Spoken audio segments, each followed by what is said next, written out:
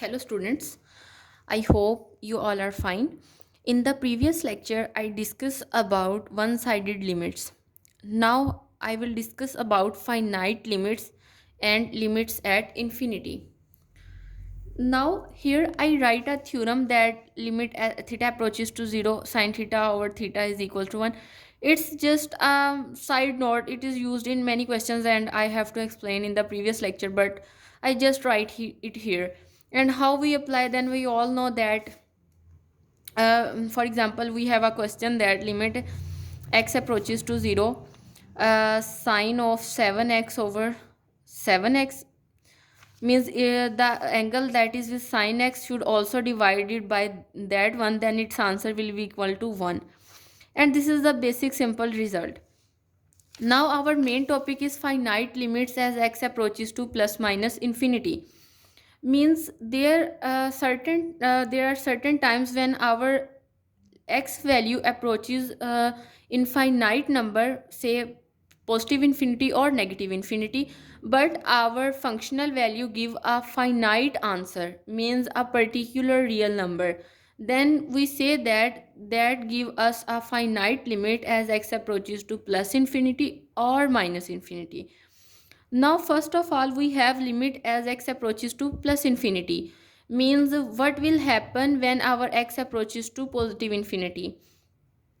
Now its definition says that we say that f of x has the limit L as x approaches to plus infinity, and right means to say that our functional value approaches a limit L as x approaches to plus infinity, and we denote it with this one, limit x approaches to infinity f of x is equal to L.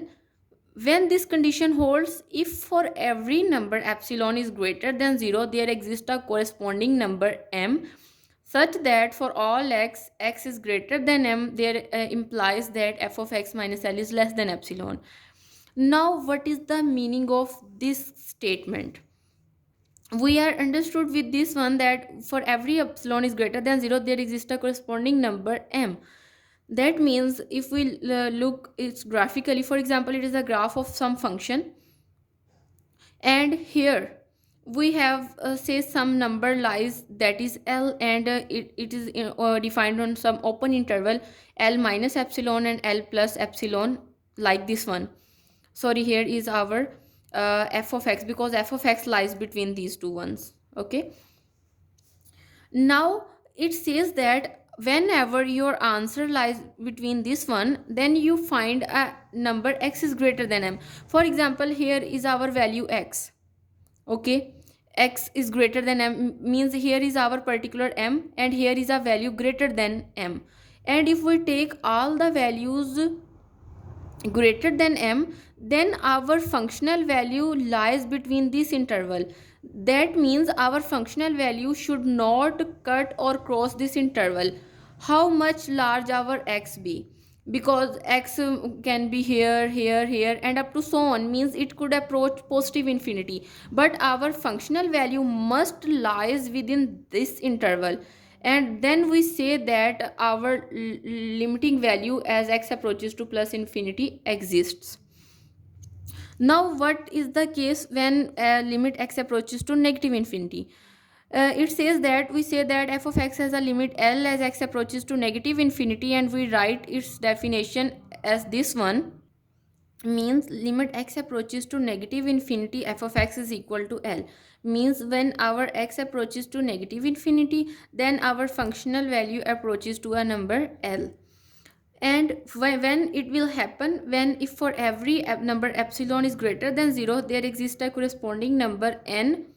Here I represent it with n to just to differentiate that I am dealing with x approaches to negative infinity, such that for all x, means for all x less than that particular number, it implies that our functional value will be this one. And if we look at it graphically, then this means that, for example, here is our number n, and here is all the numbers that are less than n. Whether we take x here, here, and here, our functional value, means f of x, should lie here.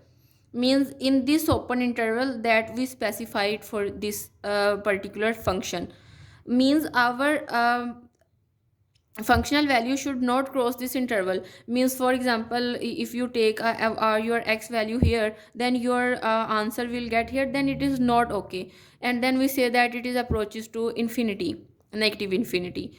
And for the existence of a limit and to get a particular answer, our function should lie between a specific interval, how much x, our x will be less than the particular number n. Now let us look at its particular example. Here is the example. It says that show that limit x approaches to infinity, 1 over x is equal to 0, and limit x approaches to negative infinity, 1 over x is equal to 0. Previously, where I described the definition on a graph, it is the graph of 1 over x. Okay, now let's see how we can apply the definition on these two questions. First of all, we deal with limit x approaches to infinity, 1 over x is equal to 0. We know that let epsilon is greater than 0 be given, and we must find a number m for all x greater than m. And you know, because when we are finding when x approaches to infinity, we just use this definition that for there exists epsilon is greater than 0 and there exists a number m, and whether we take m is greater than m, then our functional value would be lies between this interval. Now we know that we will take this side and then try to find some particular number m. Now you know that our functional value here is 1 over x and limiting value is 0, and I just substitute it here, and its absolute value should be less than epsilon for the justification of our definition. Now 1 over x is less than epsilon. If I remove the absolute value, then x will be greater than 1 over epsilon.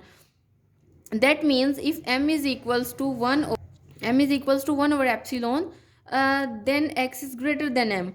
Means if here our particular m is equals to 1 over epsilon, and if we take this m, then our functional value lie between this interval, and then our we will get the answer 0.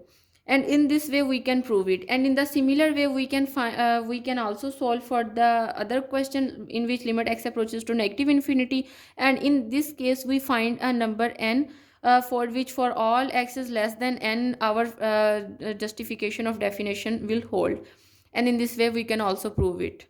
And in the next lecture, inshallah, I will discuss infinite limits and also discuss about one or two examples of it. Thank you.